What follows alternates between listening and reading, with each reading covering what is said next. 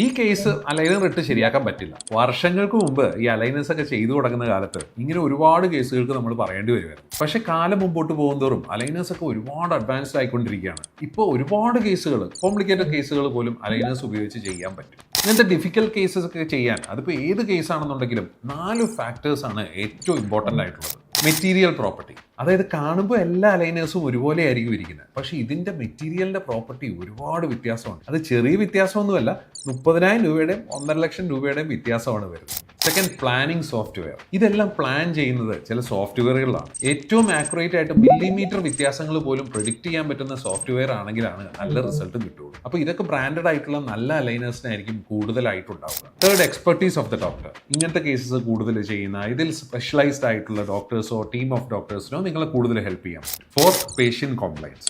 ഇതെല്ലാം ചെയ്തു തന്നിട്ടും നിങ്ങളിത് പ്രോപ്പറായിട്ട് ഉപയോഗിച്ചില്ല എന്നുണ്ടെങ്കിൽ നല്ല റിസൾട്ട് കിട്ടില്ല. So if you are planning four aligners, you should go for the best one that you can afford.